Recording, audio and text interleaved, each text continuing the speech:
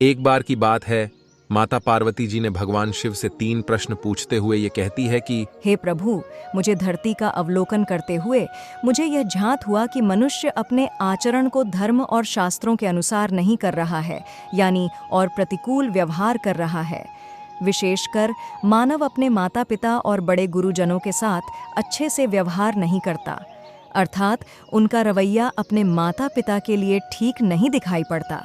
कुछ लोग तो ऐसे भी हैं जो अपने माता पिता की जैसे तैसे सेवा करने में व्यस्त हैं, और बहुत तो ऐसे हैं जो उनको बहुत दुखी कर रहे हैं, और कुछ तो ऐसे भी हैं जो उनकी सेवा करना तो दूर की बात है, वह उन्हें देखने तक नहीं आते, सम्मान देना तो दूर की बात है। इसके अलावा धरती पर ऐसे भी मनुष्य हैं जो सुखी, संपन्न और खुशहाल है, जबकि कुछ लोग ऐसे भी हैं जो पूर्णतया व्यथित और बेहाल है। इसलिए हे भगवान, मेरे मन में 3 प्रश्न उठ रहे हैं जिनका उत्तर मैं खोज रही हूँ। हे भगवान, आपसे बस इतनी सी विनती है कि कृपया करके आप मेरी समस्या का निदान करें, मुझे इन प्रश्नों का उत्तर बताने की कृपा करें। तब भगवान भोलेनाथ कहते हैं कि हे देवी पार्वती, कहिए आपके वह 3 प्रश्न कौन से हैं। तब माता पार्वती कहती है कि हे प्रभु, मेरा पहला प्रश्न है कि संसार में सबसे कोमल अर्थात नरम चीज क्या है। मेरा दूसरा प्रश्न ये है कि शरबत से भी मीठा और ऊर्जावान कौन सा पदार्थ है। और तीसरा प्रश्न यह कि किन लक्षणों के चलते इंसान निर्धन या फिर धनवान बनता है। भगवान भोलेनाथ कहते हैं कि हे देवी, मैं आपको इन तीनों प्रश्नों के उत्तर अवश्य दूंगा, परंतु मैं इन प्रश्नों का उत्तर एक कथा के माध्यम से दूंगा, तो आप इस कथा को पूरा अवश्य सुनना।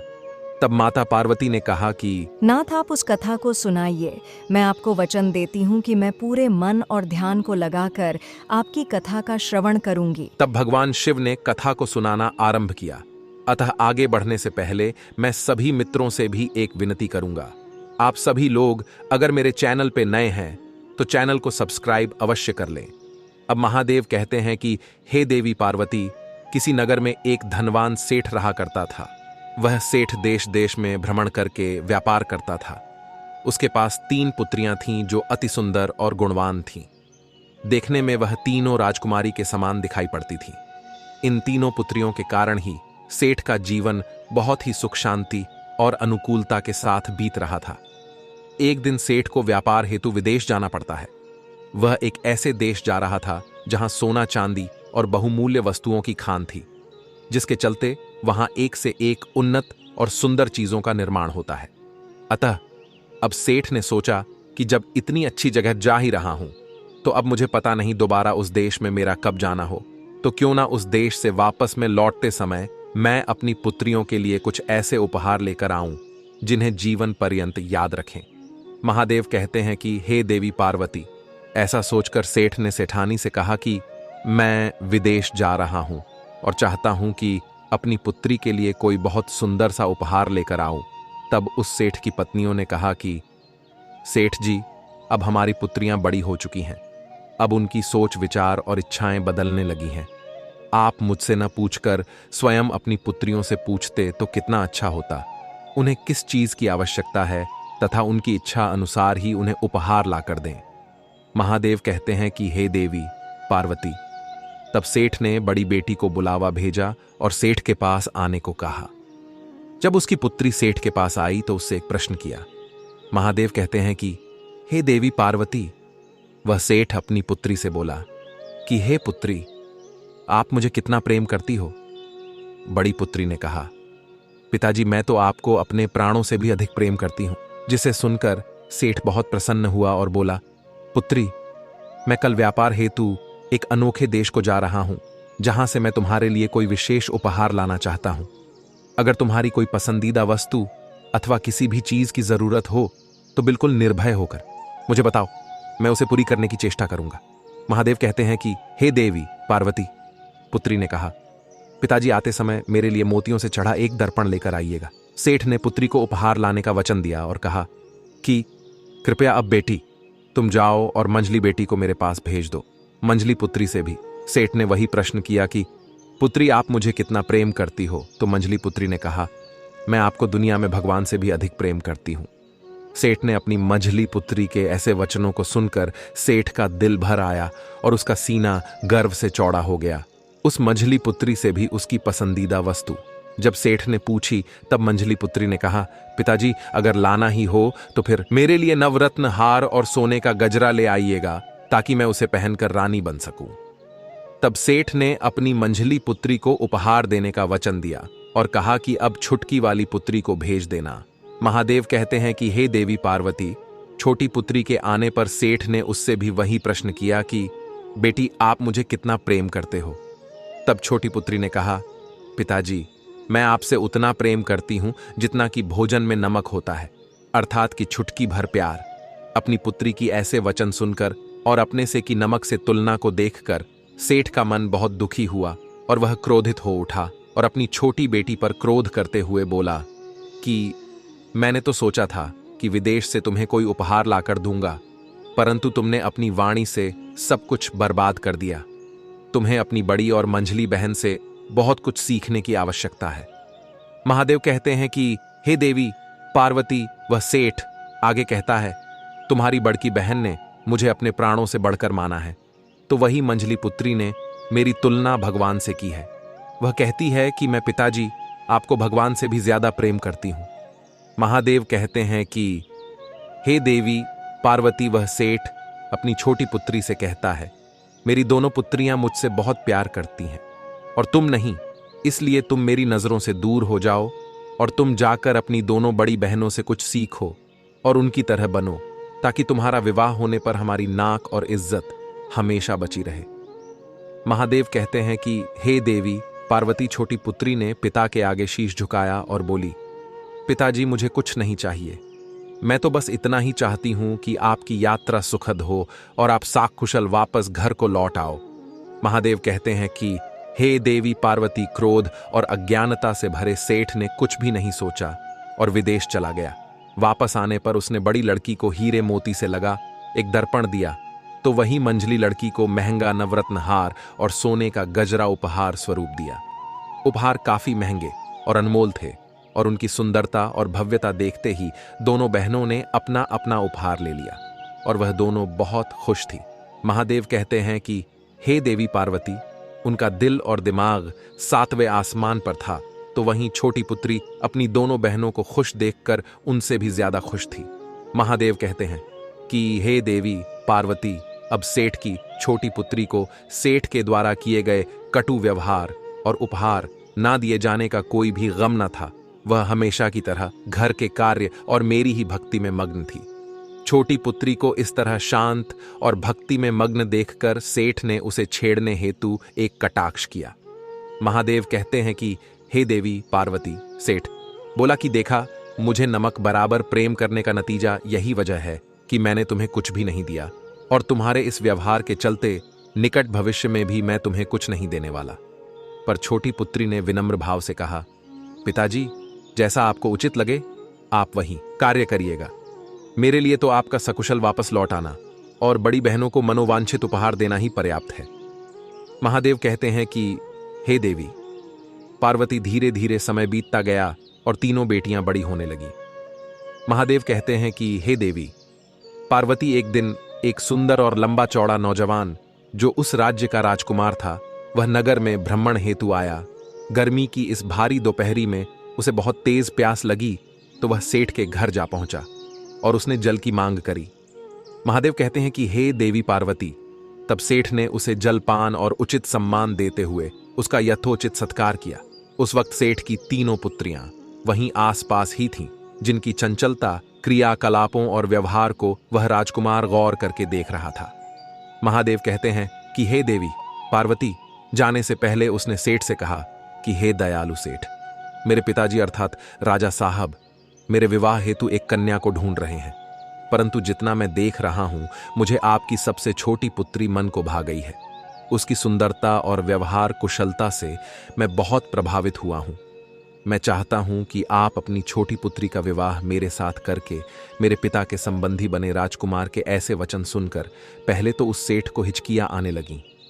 महादेव कहते हैं कि हे देवी पार्वती, फिर उस सेठ ने कहा कि हे राजकुमार, आपका कथन और प्रस्ताव सराहनीय है, परंतु मेरी एक दुविधा है कि छोटी बेटी से पहले मेरी दो बड़ी बेटियां कुंवारी बैठी हैं। कितना अच्छा हो कि अगर आप मेरी बड़ी पुत्री से विवाह कर लें तो मेरी दुविधा समाप्त हो जाए। महादेव कहते हैं कि हे देवी पार्वती, राजकुमार भी सेठ की दुविधा को समझ चुका था, पर उसने कहा, इसके लिए तो मुझे राजा साहब से बात करनी होगी।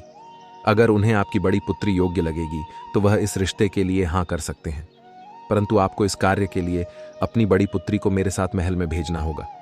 अगर बात बनती है तो फिर मुझे कोई आपत्ति नहीं है, और बात नहीं बनती है तो मैं इसे साकुशल आकर वापस आपके पास छोड़ जाऊंगा, ऐसा मेरा वादा है। तब सेठ और सेठानी ने राजकुमार से कहा, हे भावी नरेश, हमें आप पर पूर्ण भरोसा है, अतः आप चाहे तो मेरी बड़ी पुत्री को आप राजमहल ले जा सकते हैं। राजकुमार सेठ की बड़ी पुत्री के संग वहां से विदा हुआ और सीधा महल जा पहुंचा। महादेव कहते हैं कि हे देवी पार्वती, वहां पहुंचने के बाद राजकुमार ने बड़ी पुत्री को एक बहुत ही आरामदायक मुलायम बिस्तर पर बिठाया। उस बड़ी पुत्री की खूब सेवा की तथा कुछ विशेष फलों, मीठा और स्वादिष्ट शरबत पीने को दिया। सेवा सत्कार के बाद राजकुमार भी वहां आ पहुंचे। महादेव कहते हैं कि हे देवी पार्वती, राजकुमार ने बड़ी बेटी से 2 प्रश्न किए। राजकुमार का पहला प्रश्न था कि हे सेठ की पुत्री, क्या आज से पहले आपने कभी इतने आरामदायक मुलायम और नरम बिस्तर पर आप बैठी हैं? महादेव कहते हैं कि हे देवी पार्वती, उस राजकुमार ने दूसरा प्रश्न किया, क्या आज से पहले आपने कभी इतना मीठा, स्वादिष्ट और ऊर्जादायक शरबत पिया है? उस सेठ की पुत्री ने कुछ देर सोचने के बाद सेठ की पुत्री ने दोनों प्रश्नों के उत्तर दिए। महादेव कहते हैं कि हे देवी पार्वती, सेठ की बेटी ने राजकुमार से कहा कि नहीं, मैंने अपने संपूर्ण जीवन में ना तो ऐसा आरामदायक, मुलायम और नरम बिस्तर देखा है और ना ही कभी उस पर शयन किया है, और ना ही मैंने आज तक कभी ऐसा मीठा और सुगंधित शरबत अपने जीवन में पिया है। जिसे सुनकर राजकुमार ने उससे कहा कि हे देवी, आप परीक्षा में सफल हुई, अतः अब आप हमारी पत्नी नहीं बन सकती, तो अब वादे के अनुसार मैं आपको आपके पिता के यहां छोड़कर आता हूं। महादेव कहते हैं कि हे देवी पार्वती, सेठ के घर पहुंचकर राजकुमार ने सेठ की पुत्री को सेठ जी को वापस सौंप दिया और सेठ की मंझली पुत्री को ले जाकर राजा साहब को मिलवाने का प्रस्ताव रखा। सेठ के अनुग्रह पर राजकुमार मंझली पुत्री को लेकर राजमहल में जा पहुंचा।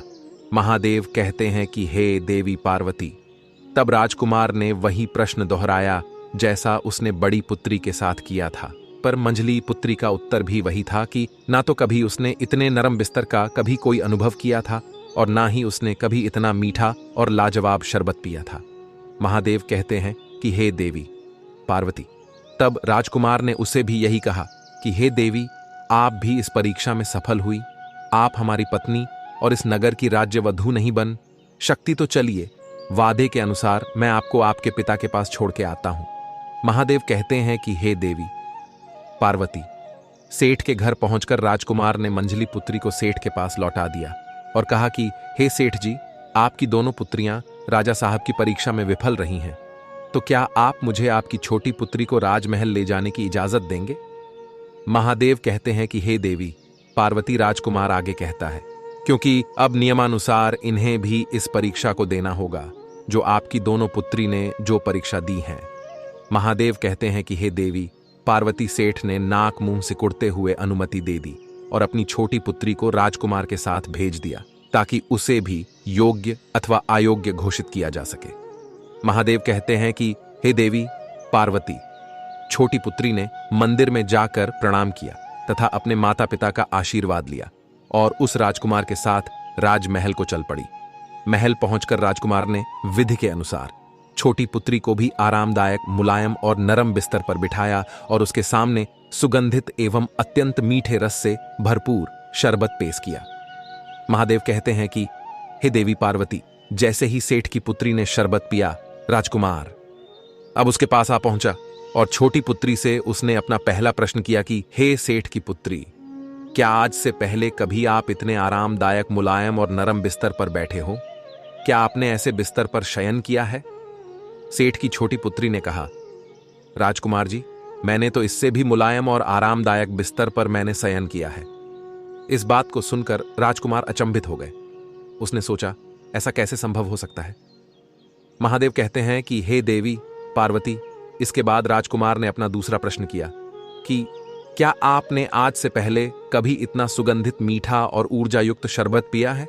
तब सेठ की छोटी पुत्री ने बड़े ही विश्वास से कहा, राजकुमार, एक बार नहीं बारंबार और प्रतिदिन ही पिया है। जिसे सुनकर राजकुमार हैरान हो गया। महादेव कहते हैं कि हे देवी पार्वती। अब वह राजकुमार अपने पिता के पास पहुंचा और पिता से बोला कि पिताजी, आपने मुझे जैसा सेठ की तीनों पुत्रियों की परीक्षा लेने को कहा, मैंने वैसा ही किया, परंतु सेठ की एक पुत्री सभी सवालों का जवाब एकदम सही सही दे रही। महादेव कहते हैं कि हे देवी पार्वती। तब राजा ने कहा कि चलो, मैं खुद उस सेठ की पुत्री से मिलने चलता हूं। तब वह राजा अपने पुत्र के साथ उस सेठ की सबसे छोटी पुत्री से मिलने जाता है और वहां पहुंचकर वह राजा उस सेठ की पुत्री से कहता है कि हमने तुम्हें जो सेवा प्रदान की है वह सेवा राजा महाराजाओं की है, इसलिए हे बालिके, कृपया विस्तार पूर्वक बताएं, आपने ऐसा अनुभव कहां और कैसे प्राप्त किया है।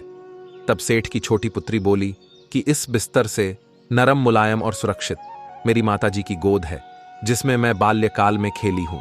महादेव कहते हैं कि हे देवी पार्वती, प्रत्येक मनुष्य ने अपने माता पिता की गोदी को ही अपना पहला आश्रय पाया है, क्योंकि मां की ऐसी गोद ही है जो संसार में सबसे मुलायम और मजबूत होती है। वह 1000 गुना नरम और अपने बच्चों को विभिन्न तरह के खतरों से सुरक्षित रखती है। महादेव कहते हैं कि हे देवी पार्वती, छोटी बेटी का उत्तर सुन राजा साहब और राजकुमार के मुख पर प्रसन्नता के भाव आ जाते हैं। तब महाराज बोले, हे पुत्री, तुम सच में अत्यंत गुणी और समझदार हो, परंतु तुमसे मेरे पुत्र ने एक प्रश्न और किया था कि आपने जो शरबत पिया था वह शरबत भी राजाओं को ही मिलता है, तो इससे मीठा शरबत आपने कहाँ पिया है? महादेव कहते हैं कि हे देवी पार्वती, अब उस सेठ की छोटी पुत्री ने कहा, वह शरबत है, मेरे शरीर में लहू बनकर दौड़ता, मेरी माता का दूध, जिसे मैंने बचपन में बहुत पिया है, क्योंकि माँ का दूध अमृत है जो नवजात शिशु के शरीर और बुद्धि को लाख गुना पोषित और परिष्कृत करता है। माँ के दूध की पौष्टिकता और मिठास पृथ्वी के किसी भी शरबत से अधिक महत्वपूर्ण और लाभकारी है। उस सेठ की बेटी के उत्तर को जानकर राजा साहब और राजकुमार दोनों बहुत प्रसन्न हुए, क्योंकि राजा और राजकुमार अपने घर के लिए जैसी वधू ढूंढ रहे थे वह उन्हें सेठ की छोटी कन्या के रूप में मिल चुकी थी। महादेव कहते हैं कि हे देवी पार्वती, अतः राजकुमार ने सेठ और सेठानी से आज्ञा लेकर एक शुभ दिन देखकर सेठ की छोटी पुत्री से विवाह कर दिया। महादेव कहते हैं कि हे देवी पार्वती, सेठ की छोटी बेटी उस राज्य की महारानी बन चुकी थी। कुछ दिन बाद छोटी बेटी और दामाद सेठ को अपने महल में दावत पर बुलाया और छोटी पुत्री ने अपने पिताजी के लिए 56 भोग और विभिन्न व्यंजनों को तैयार किया। सेठ के आते ही राजा कुमार ने आदर सत्कार के साथ उन्हें भोजन कक्ष में बिठाया। महादेव कहते हैं कि हे देवी पार्वती, एक एक करके सभी भोगों को सेठ जी को परोसा गया। उस भवन के सभी लोग उंगलियां चाट चाट कर भोजन खाने में व्यस्त थे, तो वहीं सेठ का मुंह देखने लायक था। वह एक एक नेवाले को अजीब सा मुंह बना के भोजन कर रहा था।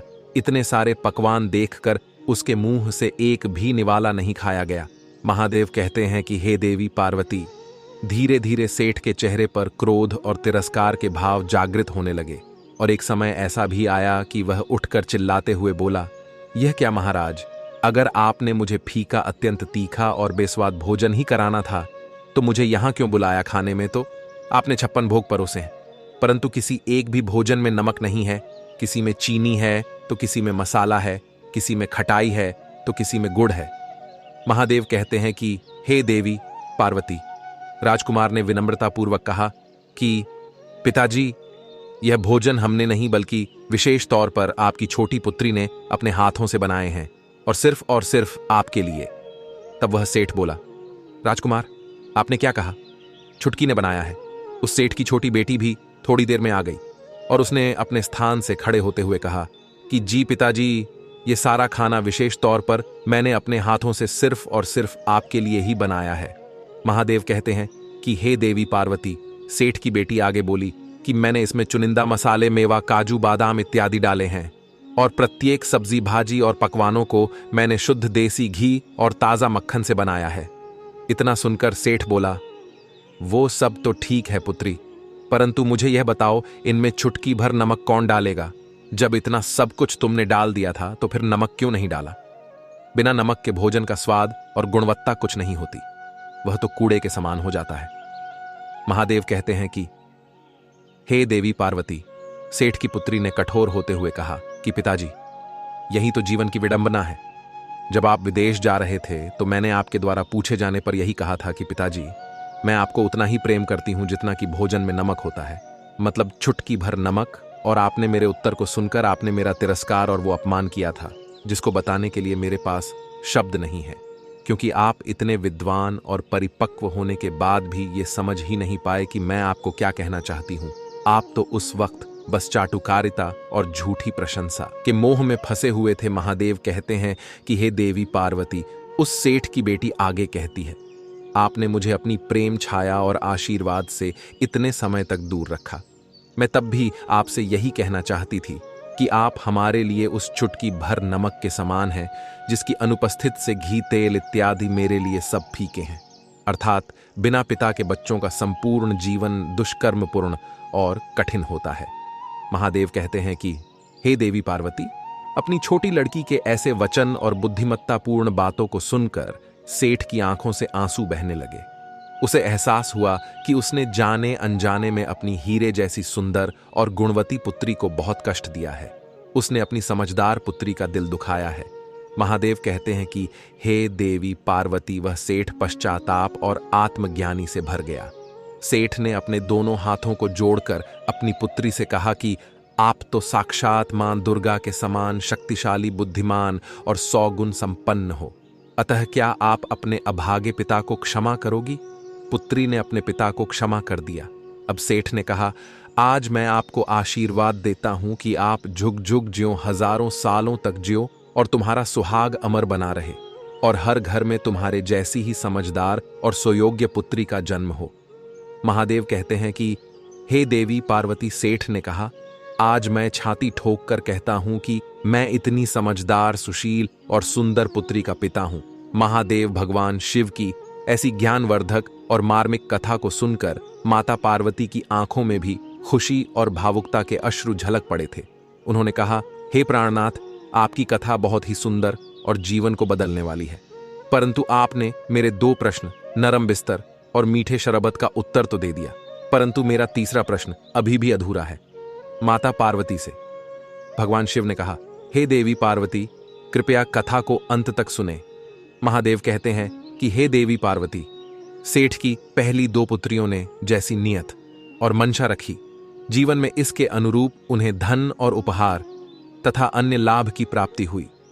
जैसे बड़ी पुत्री को हीरे और रत्नों से जुड़ा हुआ दर्पण मिला, तो मंझली पुत्री को नवरत्न हार और सोने का गजरा। चूंकि उन दोनों का प्रेम दिखावे और अज्ञानता से परिपूर्ण था, यही कारण था कि वह अपनी माता की कोमल गोद और जीवन देने वाले दूध के कर्ज को भूल गई। उनकी नास्तविकता और मुझ में अरुचि के चलते वह दोनों शिक्षा पाकर भी जीवन भर अशिक्षित ही रही। महादेव कहते हैं कि हे देवी पार्वती, यही कारण था कि राजकुमार द्वारा किए गए प्रश्नों को वह समझ नहीं पाई, अर्थात वह प्रश्न की गहराई को नाप ना सकी, जबकि उसके ठीक विपरीत छोटी पुत्री ने सादगी और भक्ति के साथ जीवन के सत्य मार्ग का चुनाव किया। यही वजह थी कि वह राज्य की महारानी बनी। महादेव कहते हैं कि हे देवी पार्वती, जो मनुष्य अपने माता पिता का सच्चा आधार और सत्कार करता है, उनकी सेवा और आज्ञा का नियमानुसार पालन करता है, वह जीवन में कभी भी निराश और हताश नहीं होता। ऐसे बच्चों के ऊपर समस्त देवों की कृपा होती है। वे जिस काम में भी हाथ डालते हैं, वह काम चमक कर सोने में बदल जाता है। महादेव कहते हैं कि हे देवी पार्वती, जो व्यक्ति सदैव नकारात्मक सोच और विचारों का अनुसरण करता है, दिन भर सोने में आवारा गर्दी करने में बिताता है तथा अपने कीमती समय को नष्ट करता है, विभिन्न कृत्य करता है, बात बात पर झूठ बोलता है, आयु में बड़े व्यक्ति अथवा विद्वानों से हमेशा बहेश करता है, धर्म के विरुद्ध आचरण अथवा जीवन यापन करता है, समाज में माता और बहनों पर बुरी नजर रखना है, लोगों की संपत्ति और वस्तुओं को चुराता है, ऐसा व्यक्ति कभी भी जीवन में धनवान अथवा सुखी नहीं हो सकता। इसलिए जीवन में सुख और शांति चाहिए हो तो फिर उस व्यक्ति को सेठ की छोटी पुत्री की तरह सत्य, सनातन संस्कृति और धर्म अनुसार ही आचरण करना चाहिए। भगवान भोलेनाथ आगे कहते हैं, क्योंकि ऐसा करने पर आपकी कामयाबी में मैं स्वयं आकर सुनिश्चित करता हूं। तब माता पार्वती कहती हैं कि हे प्रभु, आपका मुझे इस कथा का श्रवण कराने के लिए धन्यवाद। अब मैं इस कथा का श्रवण पूरे विश्व जगत में करूंगी मित्रों। इसलिए कहते हैं कि माता पिता के ही चरणों में स्वर्ग होता है। माता पिता की सेवा ही एक व्यक्ति के लिए सबसे बड़ा फल है। मित्रों, आपको यह कथा कैसी लगी हमें कमेंट में अवश्य बताइएगा और हर हर महादेव कमेंट अवश्य कीजिएगा। अगर आपने वीडियो को यहां तक देखा तो वीडियो को लाइक कीजिएगा, वीडियो से ज्यादा लोगों में शेयर कीजिएगा और चैनल पर नए हैं तो चैनल को सब्सक्राइब भी अवश्य कर लीजिएगा। वीडियो को यहां तक देखने के लिए आप सभी का दिल से धन्यवाद।